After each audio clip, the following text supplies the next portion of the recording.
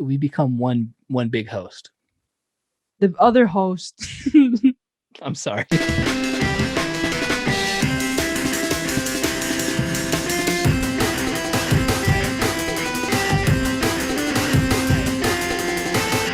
Bro. Hit us with an intro. Okay. Hi everybody. You're listening to dang it. Hi everybody. You're listening to the Art podcast hosted by me. I'm Fewocious, and it's co-hosted. I'm also the co-host, so we're both co-hosts. Co-hosted by Fewocious. We become one big host. The other host. I'm sorry. Introduce yourself. I'm Jonathan Wolfe. I'm a painter. I'm 21, and I'm also a co-host. Yes.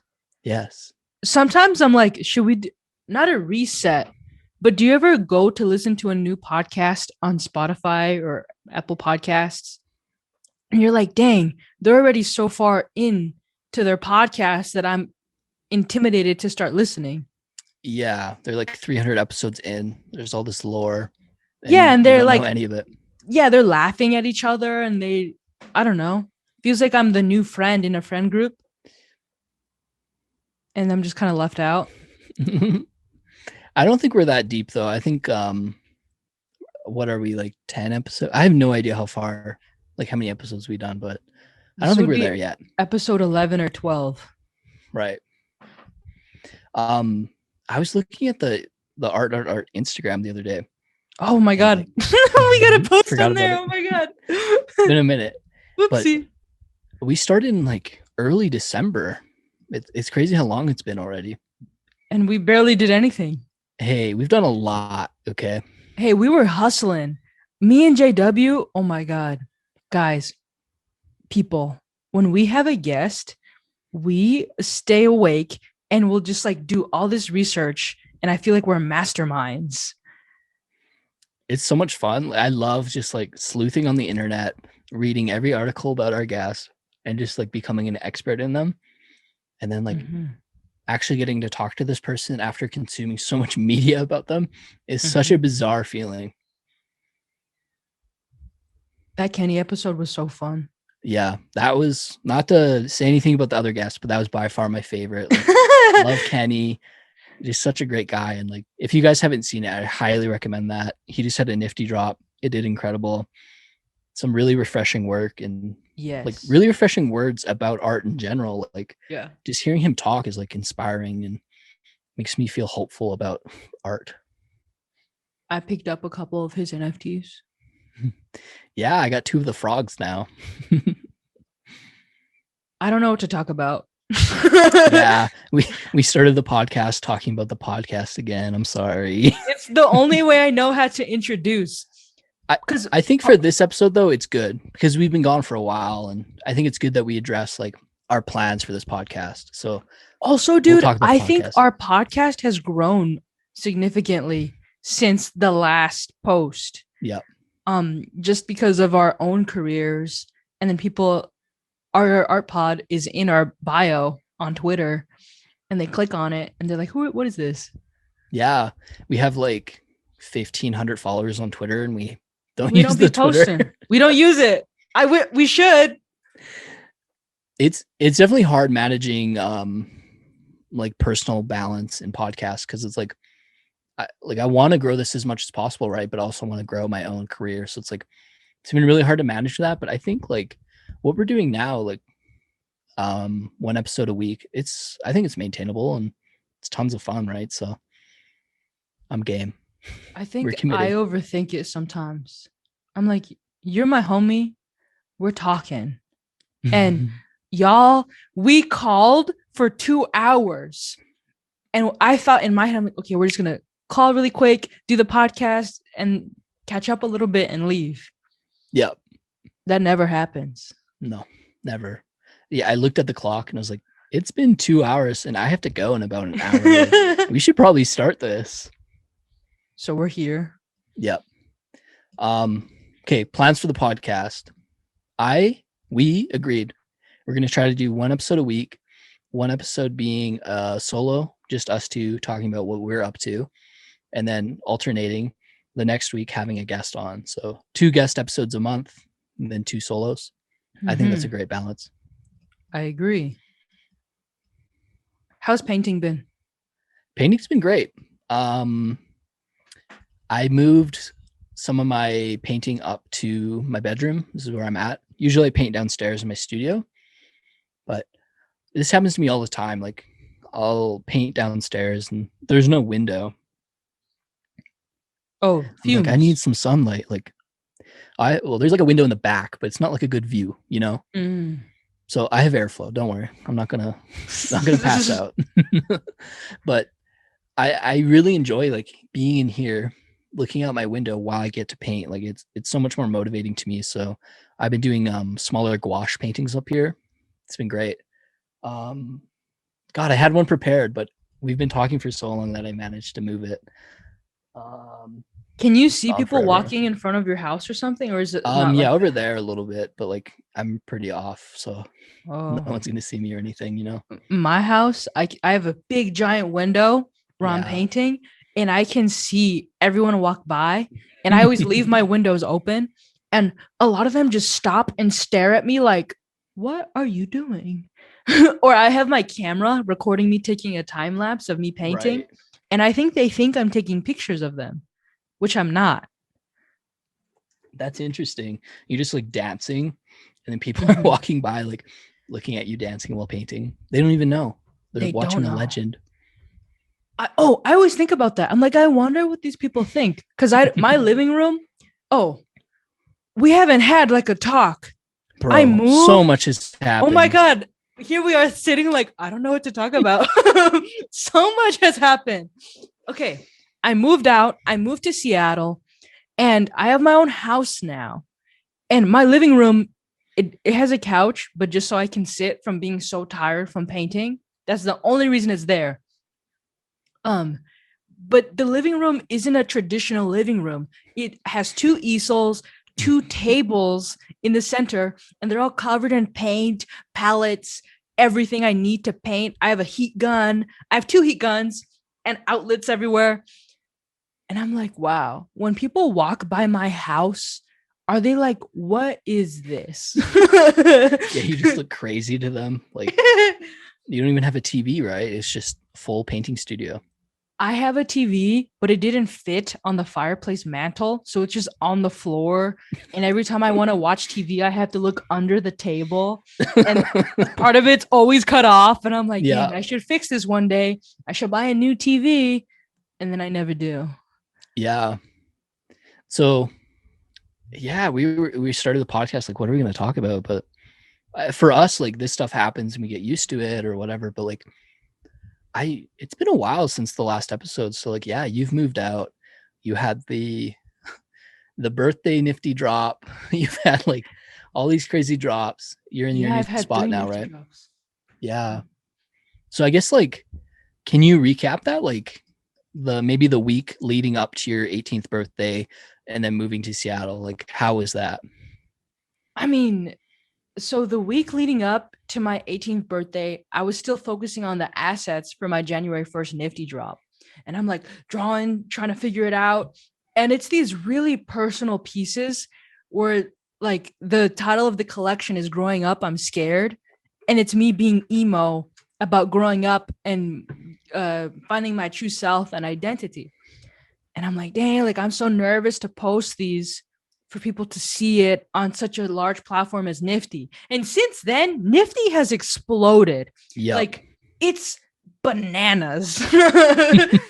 And I make these pieces and I'm even more stressed knowing I'm moving. My family doesn't know I'm about to move. And it's this whole like, well, I feel like the world is collapsing on me. Anyway, January 1st, have my Nifty drop. It goes amazing. I'm over the moon. I thought Nifty broke because of how well it did. I'm like, oh, these numbers are glitched. That can't possibly be true. And I'm so grateful. And then right after the Nifty drop, I moved to Seattle. My family didn't know I was moving. So it was this whole other emotional, dramatic conflict like of yelling and being yelled at, and my family throwing away all my stuff in front of me. And it was the most like me crying as I'm leaving. And then I'm at the airport, and it's my first time ever being alone, like just independent. Like I'm like, whoa, like I'm free. Like when my grandpa took me to the airport, he dropped me off, and then he left really fast. I'm like, dang, you ain't gonna stay like a second. He just left. And That's crazy. I'm there, and I'm at the airport, and I'm like, I'm alone. And I just wanted to cry, like so happy. Like, I bet. wow. Did that feel like a shift right there? Like that moment? When I walked to the guy to check my bag, and he's like, oh, like, can I see your ticket? And I had to give him my ticket instead of like my mom or something. I was like, wow. Or I was at TSA, and they were like, I guess my headset, my Oculus, I don't know. They were like, what the heck is this? So they pulled me aside, and I was like, whoa, I'm responsible to tell them what's in my bag. And it was just this weird, like, whoa. Or buying food. I'm used to asking my mom, like, hey, like, I'm hungry. Or like, I have to use the restroom. Can we like stop walking and I can go to the restroom? But it's just like, oh, I need to go.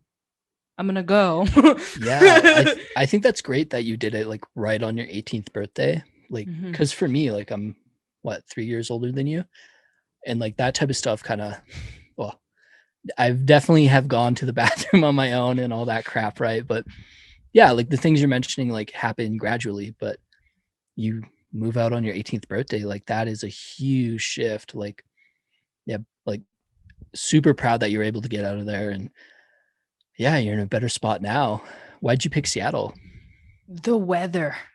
I've been to Seattle once before when I was like 13, and I loved the trees. I loved it's not humid like Florida humid. It's not sticky, but it's nice. And I felt like a human. I feel like in Las Vegas, it's so dry. I'm like, I feel like a lizard. So I just picked it, and I'm like, hey, I'm 18. If I don't like it, I just won't stay there. Yeah. That's a great way to think about it for sure. I think it's cool that you picked Seattle too. You know, I wish you picked Calgary. But you picked Seattle, and Parrot, our friend Nathan, in the Nifty drops there. So like you've been able to hang out with him and like build that connection, right? How's that been? Like I've never done that with another artist. Like I've never met anyone I've met online. And like I was kind of nervous. I was like, wow, like this could be amazing. Like I'm friends with him. We've walked around in VR together and like been silly playing video games and talked about art. But I've never met anyone from the internet. And the back of my mind's like, well, I've watched all those crime things and all those conspiracy, like I could have, what if I get murdered? What if this happened? And I'm thinking of like all of those stories you hear. But then the other part of my mind is like, he's such a cool dude. Like I hang out with him all the time. Yeah. And I get out of the airport. He picks me up from the airport, and I stay with him and his girlfriend at their house for like a week. And it changed my life. They've changed my life. And staying with them kind of made me realize how important it was for me to have that. Because they gave me guidance. They were like, oh, like, let's go to the store. Like, do you need, what do you need? Oh, why are you buying that? Like, have you thought about that you need salt and butter and like eggs? I'm like, no, I literally didn't think about that. Or they're like, hey, laundry detergent. I'm like, dang, I never had to buy my own laundry detergent. I don't know what to buy. And they helped me pick everything. And I'm so grateful, because I think if I moved out by myself, like I think I kind of was so stressed already that it would have been too overwhelming. And I don't know. I think I probably would have like hid in a corner. Or just not done it, right? Like that would be so stressful, and then that's true. You just be stuck there. Yeah. I remember being so pumped. Like you were texting me throughout it, like right before your flight, we were talking. Like that was so cool. Like, and then like I think I can't remember how it went, but like I called Parrot, and then you were in the background.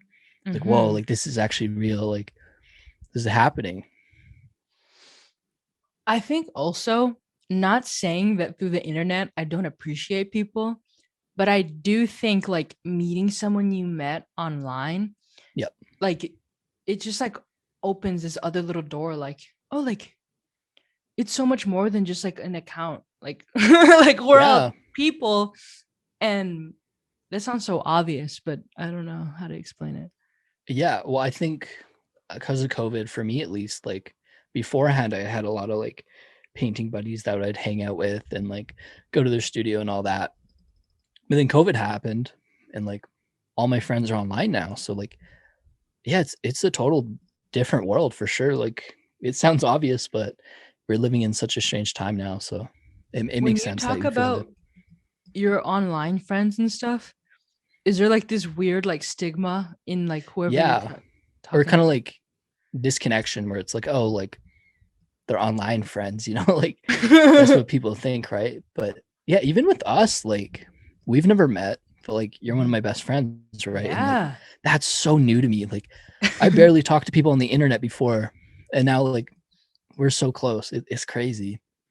It is crazy. It's crazy to think um like our friendship started from a piece we did together. Yep. Bittersweet. Never forget that one. Yeah. Every time it comes up, I like forget. Like I don't forget, but it's just like, whoa, like we did a good job.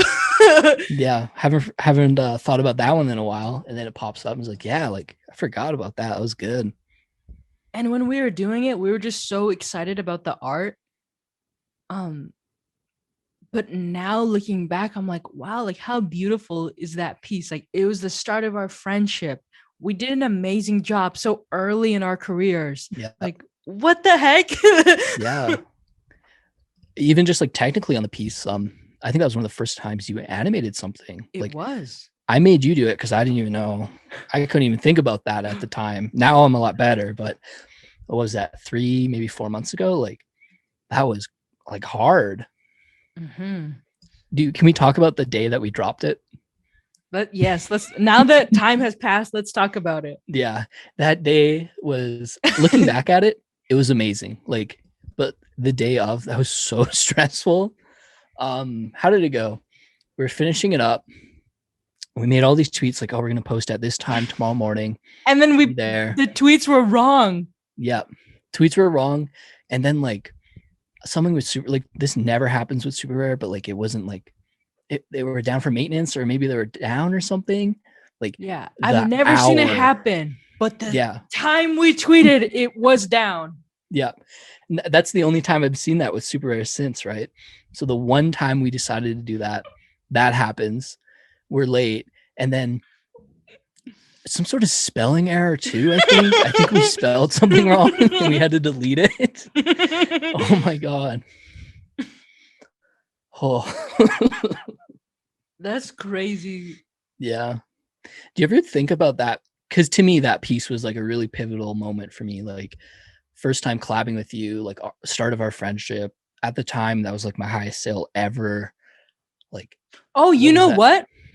That piece too, in the first like hour, it got a pretty high bid.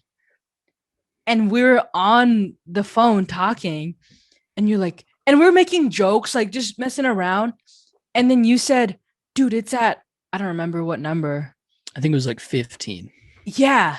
And I said, ah, ha, ha, ha, like, so funny, Jonathan. Like, you're lying. And he's like, no, dude, like, for real. Yeah. That was great. That was so funny. I think I was messing with you before. Like I was like, oh, 30 ETH bid. He's like, ah, okay. Good joke. And then like a 15 ETH bid or something actually did come in, and like you didn't believe me. So. And I've never, like, it was my first time seeing something go that fast. And I was like, whoa, like, yeah, we planned to keep it up for like a week. Oh, Yeah. yeah, because we had the super rare Gen Z show. And we're like, well, probably nothing will happen. Let's keep it for a week. Yeah. And it just got bids really fast. And not even about the money. Like, it's just, whoa, someone cares and is watching us. And it was multiple people too. It's like 5 people bidding on that piece in a day. Like, people saw that and were like, they saw like this was something special, right? And yeah, that was a huge moment to me. Like, yeah, that really opened my eyes to like the possibilities in this space, and like even just like opening up and like creating this community bond between people. Like, we got our own little group that we're tight with, and then everyone on Twitter that I'm close with. Like, so new to me, and I think that piece was like what started that. And for me, like having that community is so like helpful and just encouraging. So that's why that piece really stands out to me, and like I love it. I love it too. I think it's cool we got to experience that together. Yeah, totally. There's something about, do you ever think about like I remember when I sold my first print and how excited I was. And as an artist, like you're alone all the time. And then your little like exciting things that happen, it's kind of like, I feel like only other artists understand. Yeah. Or like can fully appreciate how like I remember my first print drop, I sold like 4 of them. This was years ago. And like that blew my mind. But like to someone else, I was like, oh, you made $40. Like, cool. Yeah. You're like, oh my God, I sold 4 prints. And someone's like, oh, $40, whatever. Yeah. It's just paper. But to us, it's like, that's life. Like someone cares about our art.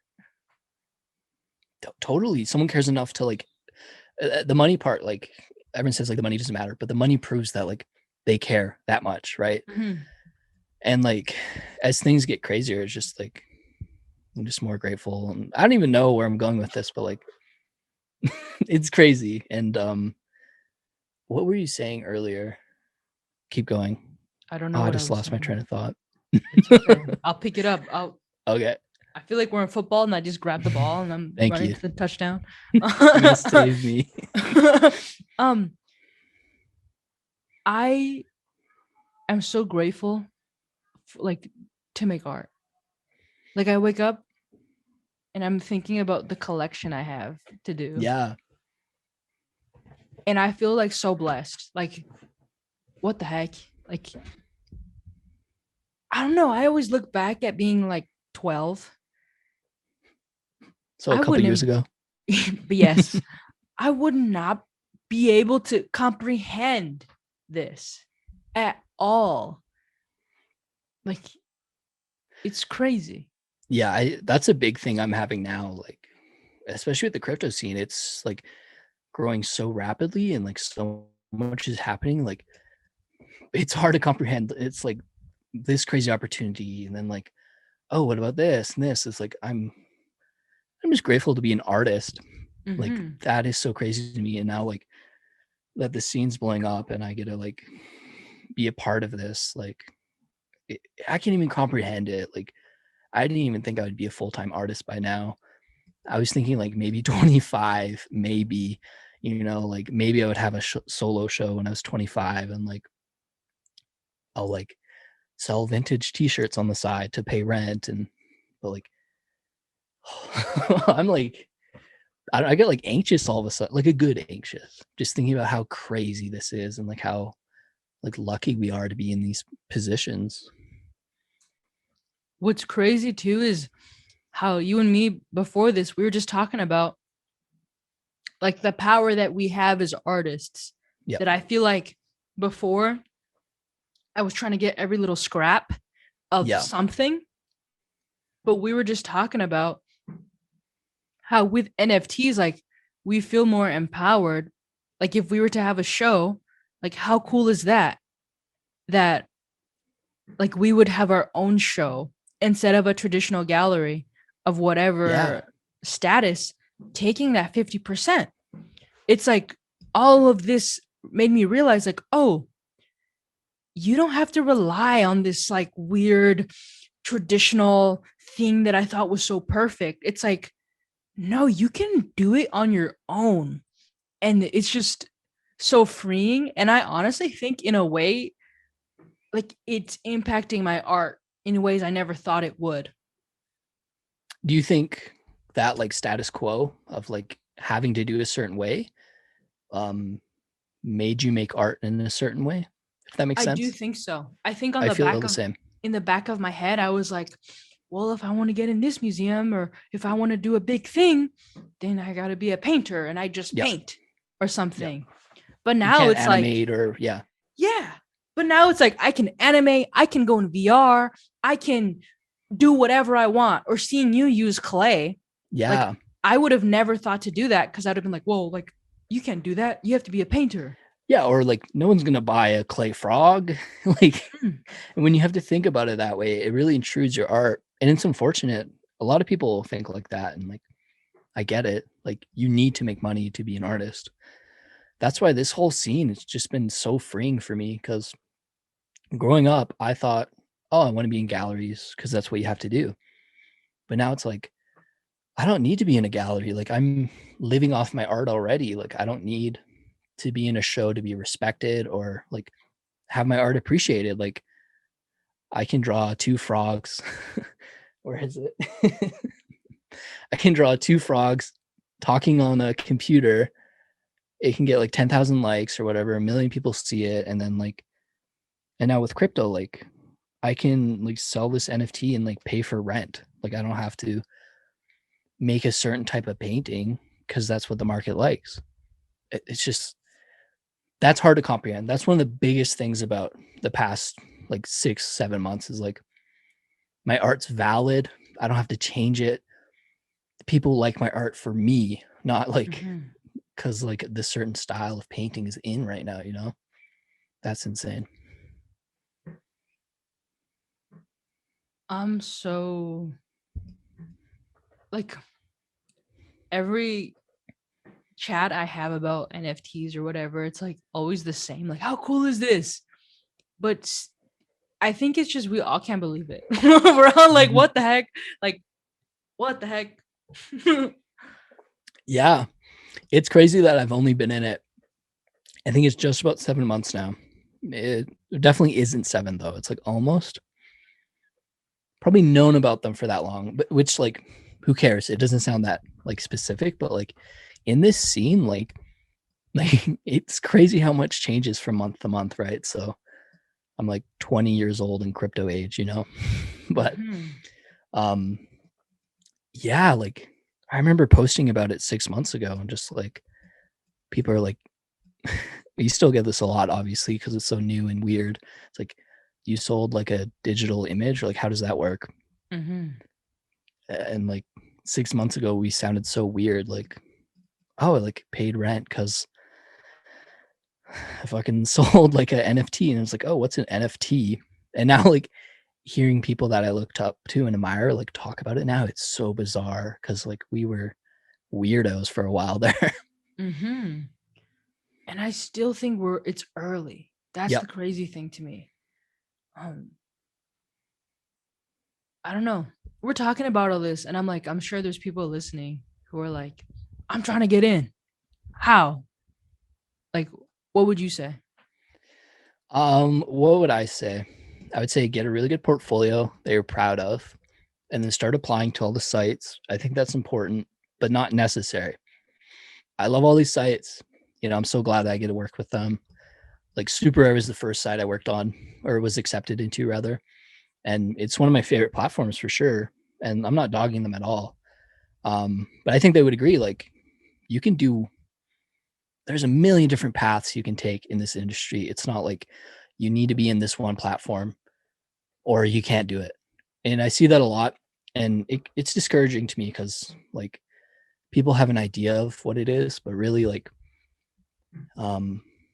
sorry, I like went on a tangent. Okay. I'm going to go back. If I was starting now, I would create a really good portfolio that I was proud of, apply to all the sites, Maker's Place, Async, Super Rare, Unknown Origin, Foundation. Am I missing any? Surely I am. I think there's like Zora or something. Yep. Those are like the ones that come to mind that you need to apply for. But then while you're waiting for them, because so many people are applying, check out Rarible or like OpenSea. Like you don't have to apply to be on there. And like I've done really well on there. I'm sure you have too. Like I see people kill it on there, and you can just post today. It doesn't matter what you're like, what site you're on, really. Like if you're a great artist with great art and people are engaged and interested in you, I think you'll do good. Yeah, and don't think about all the other art. Like, oh, Yeah. like this is looks like that, or oh, they animate that. Like, if you maybe be inspired, I surely Yep. was inspired coming into the NFT space. Like, oh dang, they're animating. I didn't feel I had to animate. It was just like, whoa, what a way to transcend your art and show more movement. Yep. I thought that was cool. But don't ever feel like you have to be a certain way. Like just do you and stay true to you if Yep. that's how you feel. Yeah. That's another misconception I see a lot is people, a lot of my painter friends are like, oh, I don't know how to use Blender. Like, I'm not going to get in. And yeah, some sites have a preference, but like I did a drop on Bitski and every single one of those pieces was a still, well, basically a still image that I drew, or I drew and then edited in like Procreate after. So it's just a 2D drawing, essentially just a normal drawing. And I sold out, like extremely grateful for that. But like, you don't have to make a certain type of art to do it. I think people really appreciate new takes. And like, just because you see a lot of one art doesn't mean you have to be like that, you know? Yeah. What I like about the NFT space is that there's always someone doing something crazy, like Yeah. like inventing something or like doing this really thought out project. And I celebrate that. I celebrate all the new crazy ideas. And I think it makes you stand out more. Like, why try to Totally. be like everyone else? Yeah. And I had that thought too when I first started. It's like, I'm a traditional painter. Like, do these sites think my paintings are like digital drawings? Maybe like, is that why I got in? Like, so I had that apprehension as well. But it's been 6 months, and like I'm extremely proud of how far I've come. And like, I think the biggest thing about NFTs is it affords you so much more time with your work. I never got into animating before because like monetarily, it's just not worth it. Like the way my business model was going was kind of like selling paintings and prints. And like the more paintings I make, the more prints I make, the more money I make, right? I don't think it was that thought out, but that's how it worked, right? With NFTs, I can spend a month on a piece, learn how to use, After Effects and all these crazy programs, and then people see that I put all this time experimenting and trying new things, and it's an amazing piece of work, and they're grateful and they love it. So I think like that's the biggest thing about NFTs for me is like we're starting to see some of the best work from these artists because they're getting paid their worth. They don't have to like churn out work every single day. They can spend a lot of time on one piece and be rewarded for it. It's so weird to go from a environment where I'm like, how do I get as many likes and Yeah. retweets on a piece so that hopefully, if I'm lucky, someone will scroll down on Twitter and click the print link. Yeah. How do I do that? And it was so stressful to be like, dang, I sold like one print. Yeah. Like, and then I'm just rushing my art trying to sell as many prints. For like $15 each. Yeah. And now it's like, whoa, I can take a month on a piece and it's allowed. Yeah. And I think we are privileged in that way. I know some people in the scene, like it takes time to get to that point even. But even then, like you sell like one piece, you can spend a lot more time on that. Like, or even additions. Like there's just a lot more avenues for artists to like really sit down and make better work. I think it's also a more like mentally sustainable model where I'm not like I don't care if a piece doesn't get 10,000 likes. Like I made it and I sat down with it for over a week. I really thought it out, and or else I wouldn't have posted it, you know? So it's something that I really care about. And now that I can like other people can appreciate that, like I don't care if like Twitter, like if it doesn't blow up on Twitter, like that's not my motive anymore, you know? You feel that? 100%. It's I feel healthier. Yeah, me too. And like I'm not sad if the work doesn't get a lot of likes. Like that's not in my mind anymore, you know? It's like, did I push myself? Did I create something new and interesting? And if I did, like surely like I'll be rewarded for it eventually, you know? Or at least I learned something new. Also, I feel like I'm seeing so much more art on my timeline now. Yep. That's way crazy. Super cool. Totally. And it's like it's original and interesting art constantly. I love that. It's so nice seeing all these familiar people get into it, because you've been in it longer than me, and you're who got me started, right? And we've been preaching the word. We've been trying to get our friends in and doing our best to help people out. And it can be frustrating, like trying to help people and they're not interested or whatever. But like, can't force anyone to do anything and whatever. But seeing people get into it now, that I like, when we started, we are like, oh, you know, like this guy would kill it. Like I wish he was into it. And now they're into it and they're killing it. That's so nice to see like all our artist friends like succeed. It's cool seeing these worlds blend where it's like, well, like, I don't know. I love it. Yeah. And yeah, no disrespect to the people that like don't want to get into it. Like I totally understand, but it's changed my life. So I'm trying to help people that I like out. Yeah, it's changed my life. I want their lives to be better too. We're matching. Oh yeah, we are. I was gonna ask though, we talked a little bit about your clay. For me, I'm so used to it and you're so used to it, but to someone listening, I really want to like talk about JW uses clay, these little clay creations he makes in his paintings. And it's probably one of the smartest things I've like seen because it's so JW.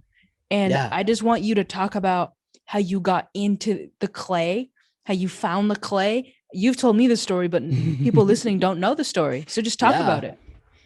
I've probably said this like 5 times on Clubhouse now, so apologies if someone has heard this, but yeah, we were working on this nifty drop and I really told myself like I wanted my body of work to be different. Like I wanted this to be like, it's a nifty drop. I want my work to be incredible and really push myself, right? So I was like, okay, like what does that look like? A painting? It's like, okay, I've done a lot of paintings but I wanted to try something new and really push myself, right? So I was at the art store and I happened to walk past the clay aisle. And I used to love playing with clay as a kid, right?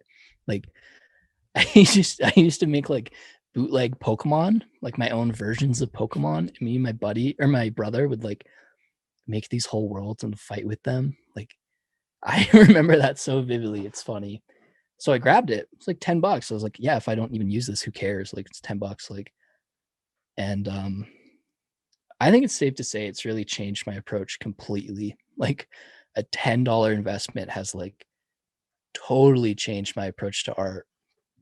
So basically what I've been doing, it's so funny. Like I've shown off these clay people a lot. And in the time span of showing them off, they have been like destroyed and mangled. So this guy's losing. He lost about half of his head. I ran out of yellow and I didn't want to buy more. Are they still squishy or is it dry? This isn't oven baked clay, so it's like kind of hard, but if you work it, like it'll come back to normal. But my whole process with it is I'll make something out of clay, and then I got this nice new camera to take high quality photos of it. And then from there I'll just edit it and then try to blend it in seamlessly into my paintings. And like what you said about it being JW is so true. Like I don't know how I didn't use it earlier. Like I don't know, I see it and it makes sense. Like it fits my aesthetic and my message so well that I'm like surprised I didn't figure it out earlier.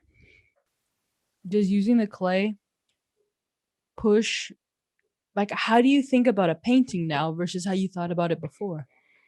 I think technically, I think a lot more about depth now, because with clay, it's like this 3D object, right? So it has to fit into the space somehow. Mm-hmm. So I'm kind of thinking about that a bit more. But also, like, I was really inspired by Beeple and seeing how he makes stuff. Um, like, I don't use 3D at all. I have no idea how to use it. But seeing him, like his process videos, like he has this one character and then he can use it in a million different ways, in a million different pieces. And that's why he can make work every single day, because he has these assets already made, right? So for this Nifty drop, like we did the collab and I created a bunch of clay people and stuff for it. I was like, how cool would it be if I used those assets in my other work to kind of blend them in together, right? So I think, sorry, what was your question? I've been Just baffling. how do you think about a painting now versus how you did Right. before you used clay? Right. Yeah, it's like I can use these assets differently, and I can use the same clay frog in a different position and have like it as a series now, because like already have the asset. Just turn it around or move him, make him do something different. Like it's definitely made me want to work in series more for sure. I think that's one of the biggest things. Do you have more fun painting now, or I think it's a blend. I wish I could find that painting. But it's really interesting because like it's a bit more thought out. I'll be like, all right, I'm gonna make a painting. I'll get it like halfway done, and then I'll scan it. Be like, okay, onto the clay, and then I'll make a clay animation, and then I'll bring that all into Procreate and make this whole thing. So it's a lot more thought out, which I'm not used to. A lot of my paintings are kind of just like I started one day and I ended it, or I end it at the end of the day, just because like I had an idea and I ran with it. So yeah, using the clay kind of makes me more, yeah, I guess just think about my process a bit more, because you kind of have to, right? have you started with clay yet, or is it always start with painting? It's usually always start with painting for sure. But funny you say that. With the Nifty drop though, I kind of did it backwards. I would be like, I want to use for like the Nifty drop, like I want to have a piece about frogs. So I made a clay frog. And then from there, I created the whole universe around it after. So I guess it's both for sure. But I'm just so used to painting that I usually am painting. So then I'll be like, oh, I could add a clay frog to this, you know? Right. That's so cool, man. Do you think like manipulating the clay and touching it and being in this new dimension of space, do you think that helps your paintings, like just the painting part? I think so. I think I don't know, I've been painting for like 8 years pretty constantly. And like I'm definitely not bored of it at all, but it's like a new aspect to it. And like I think just getting into the NFT space has really shown me a lot of different avenues on how I can take my work. And I love painting and it's by far my favorite medium. But now that I'm in the space and you're rewarded for trying new things and like you're seeing new things every single day, it's like I can try new things and people will like them. It like I don't have to care if a gallery likes clay or not, you know? So yeah, I think so. Um I remember I can't remember if we talked about this, but you got into oil paint recently as well. Yes. How's that been? Dude, oil paint is so silky smooth. It's so amazing. Yeah. I don't think we talked about this on the podcast, but I asked JW, I don't know what to buy. I've never used oil paint. I've never been in an art class. I literally have no concept of what to buy. And we just sat there and he sent me a list of everything, like this super long list. Ordered it all. It came. And painting with oil paints, I think with my characters, the blending is all like super smooth. And with acrylic, it would drive me crazy. I'd be like, I hate how it's like a harsh line and I keep trying to fix it. And it's like, no matter what I do, an hour on one section. But oil, it's just like, ooh. Like I feel like I'm on my iPad. How Yeah, smooth it is. And it's so natural because I'm just used to my iPad and it being so smooth when I'm doing stuff that now when I'm painting, I thought it was going to look kind of bad, but it looks I'm really proud of how it looks. I agree. And I'm You like, showed me a okay. couple of the paintings that you've been working on, and it looks like you've been using the medium for a while.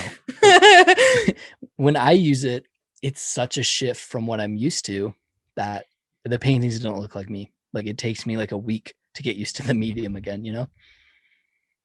Your art has way more harsh lines. Yeah, it's a bit more like illustrative, I think, a bit less smooth and like it's blocky. So I tried to get in. It was so dumb. I don't know why I did that. I tried to get into oil paint again recently. Poured out all this paint, had a beautiful palette, and I made a couple paintings, and they like turned out okay. But it's like, why would I get into oil paint when I have all these deadlines? It's like I'm working with this paint that doesn't dry, and I like to use a lot of texture, so it takes even longer to dry. So hopefully, like in the summer, I'm gonna explore it some more. Dude, you know what I just discovered? Molding What? paste. Yeah, like medium. Magical. I don't know what that means. You add it to your paint. What is molding paste then? I guess you add it to your paint. Maybe I've been doing it wrong. What have you been doing? I've just been putting it over the canvas to make it all bumpy. Oh, And then I paint right, over it. right. I've only ever used like the actual mediums that you blend into the paint, but that's cool too. Is that weird though? Like you have to be kind of like thoughtful with your paintings when you do that. Yeah, Is you that have to weird? kind of plan out the painting beforehand when you're making it Yeah, bumpy in areas. But I like it because I'm imagining like drawing on the street or like on a wall and the wall's all yeah, messed up, but I get to make the wall and choose how I want it to be. yeah. So I like it. That's funny you say that too, because I have a similar method where like I don't like to paint just on like a fresh canvas. Like I like to prime it and sand it, do that about 3 times. And then you have this like different texture. It's not just like a normal canvas, it's something different. So yeah, like starting on a canvas that's not just like a boring, bumpy white canvas, like yeah, it's more interesting for me for sure. I don't even know what I was gonna say. I had something to add and I forgot. Have I been rambling? I'm worried. No. Oh, do you stretch your own canvas? Sometimes I don't know. I don't think it makes you a better artist if you do. I've never done it. It Like, can be good, but I don't just buy a nice canvas. They do it better. That's what I think. you know what I want I, to do? what up? I saw these dolly paintings where it's like two people. It's like the silhouette of people. Right. And I don't think I want to do people, but I'm like, dang, I never thought that you could just make a canvas Yeah. that's I guess when whatever you shape. yeah, that's a freedom you have with it. And when you do make your own canvas, it's like you kind of already started the work. Like you already put yourself into the piece in a way. Just for me, like I'm illustrative, so I like really smooth, primed and sanded canvas. So it takes me like 2 days to get my canvas ready. So it's not worth it for me. But yeah, when you like you have full control over it. So I think for your style that would work really well. You recently just painted on a sign, Can like I a grab street it? Should I sign. show it? Yeah, show it off. Awesome. Yeah. All right. Keep the guests entertained. I'm Okay, going to be 4 seconds. guests. JW painted on a street sign. He's currently going to get it. And he's talking about like we're talking about canvases and texture. So I just want to know his experience on painting on a street sign because what the heck he's painting on a street sign. True. Yeah. Yeah. I guess I'm a little bit of a hypocrite when I say I like boring canvas because this is the opposite of a white canvas. Look at that. That is a real two-way traffic street sign. Am I in frame there? Yeah, you are in It's frame. huge. Look at that. To everyone listening, Yeah. he's showing off the painting. It's gorgeous. So it's a mixture of See how close I can get. Ooh, wee. Ooh, look at that I hope texture. that's not loud. No, I don't hear nothing. Yeah. So it's like those oil arrows paint. are the real arrows from the sign. Yeah. Hold on. Let me show you this. Ooh. This is another sign. So these are the same size. Holy shit. Okay. But I just haven't painted on this one yet. But yeah, you can see it's like reflective. It has scratches all over it. Is that hard to paint on? No, it's super smooth, but you kind of have to be like, it's so smooth that the paint doesn't really hold. So like when you're done the painting, you have to varnish it or else it can chip off because it's not holding on to anything, you know? But yeah, like I think clay and like really experimenting with my boards has been super fun and like inspiring for my work. What made you want to paint on a street sign? Like, how did you think to do that? Because I don't look at a street sign thinking I'm gonna paint that. That's funny. Well, it's funny you say that because I think if you look at my work, like I reference street signs a lot and like urban iconography or whatever you'd call that. That was douchey. Okay, but, art school, Jonathan Wolfe. I know, right? I'm sorry. I'm so sorry that people had to hear that. I was on Kijiji, like a classified thing, local classified. And there's some kid like selling street signs for like $20 each. How do you get them? And I was like, $20 each. Like I might as well try. So I got a handful of them. By the way, the story of getting them was so funny. Like, tell me about the kid was literally like 13. I have no clue how he got them. He showed up to my house with his dad, and they didn't say anything to me. He was like, "Hey, you got the money?" And then I show him the money. He opens the back of his truck. He gets his kid to unload them. And now I just have like 15 3-foot by 4-foot street signs now. Was your family like, "Hey, Jonathan, what are you doing?" I didn't tell them, but when they just watched this they were somewhere else. Yeah, it was late at night too, so it really added to the whole experience. It was, oh no, my son is getting street signs. I was worried. It's like, am I allowed to buy these? Like, I don't know where this kid got them from. Like, are the cops going to track me down? Did you Google, is getting street signs illegal?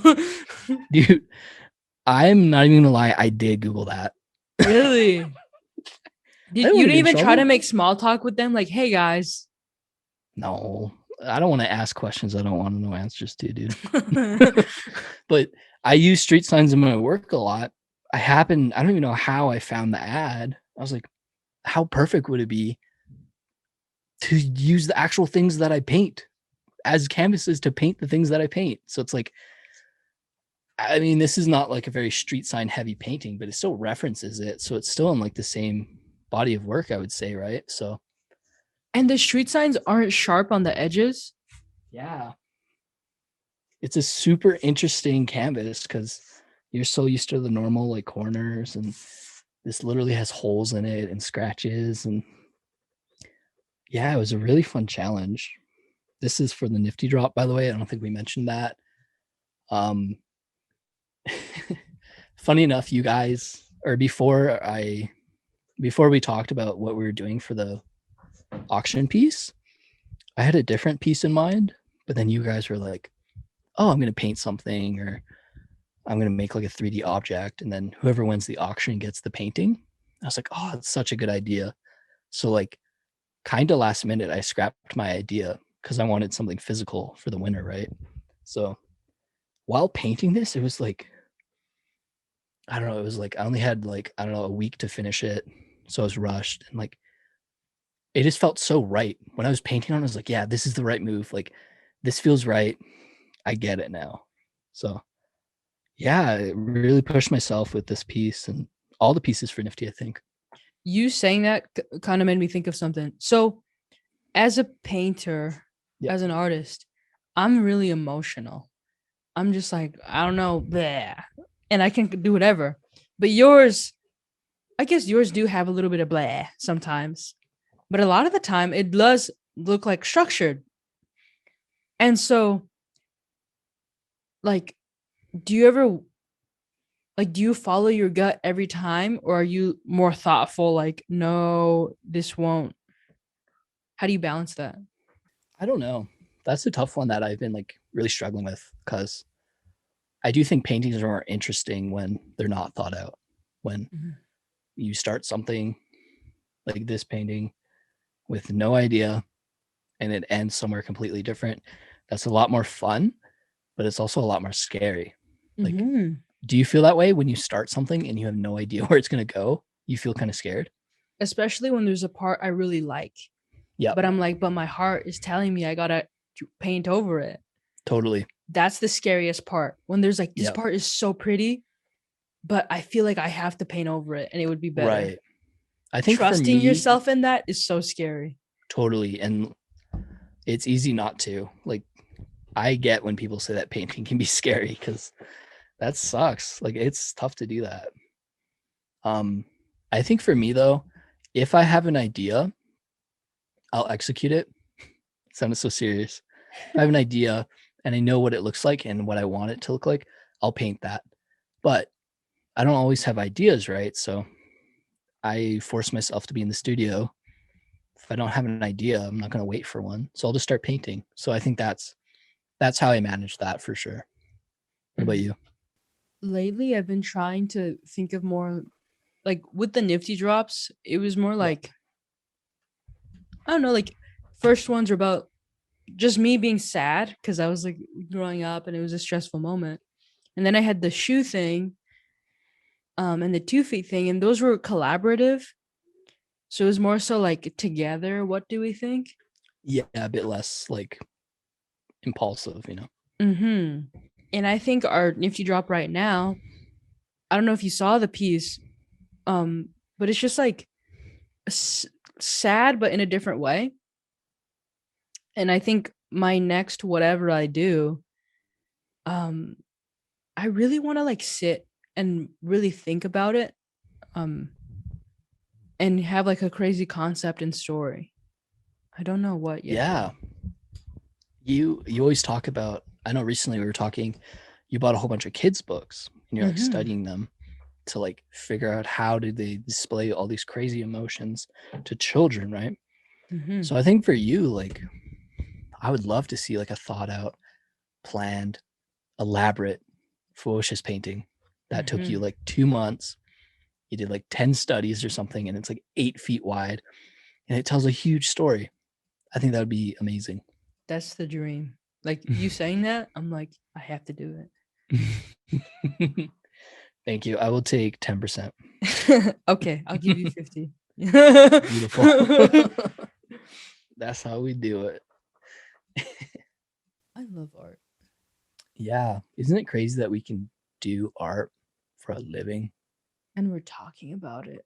And people listen to it. Like, I was looking at Twitter and someone said that they were listening to the podcast as they're making art.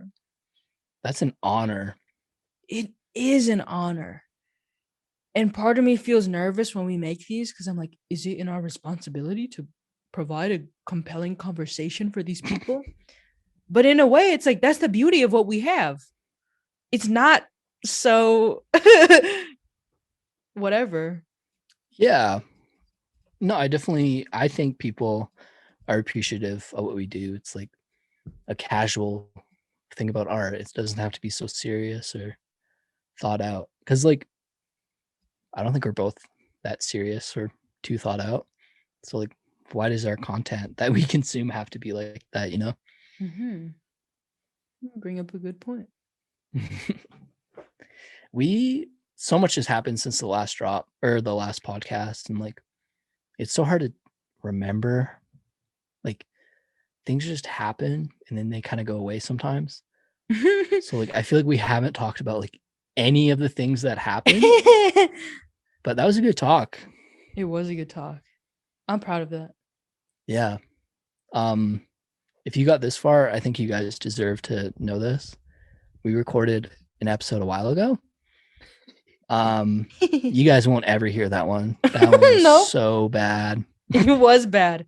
Remembering what we talked about, I don't remember. It was so terrible. We have practice now, though. because we've been doing Clubhouse and other stuff. Yeah, this is like a lot easier to me. And like hopefully that came off like this episode. But yeah, having those Clubhouses, like even the reverse, like having this podcast, then doing Clubhouses, like that just helped me out so much. And they really help each other out. The podcast has made me more comfortable. Talk to Dead Mouse. Oh, we did talk to Dead Mouse. I couldn't believe that. I was like, oh my God. I'd play Minecraft and listen to your music. Yeah. And I played on his Minecraft server and he had the cool like custom freaking rat head or mouse head. Sorry. That was so crazy. Yeah, it's been a crazy couple months and we'll do a better job at posting consistently. And now we got it on lock. These long gaps. We got big things coming. Big things. For real. I wish we could tell the guests that we have planned. We can't. We can't. We still have 3 episodes we never posted too. Oh my God. Yeah, we are stacked actually. Anyway, let's end this. Yeah, I'll talk forever. Bye, everybody. I love you.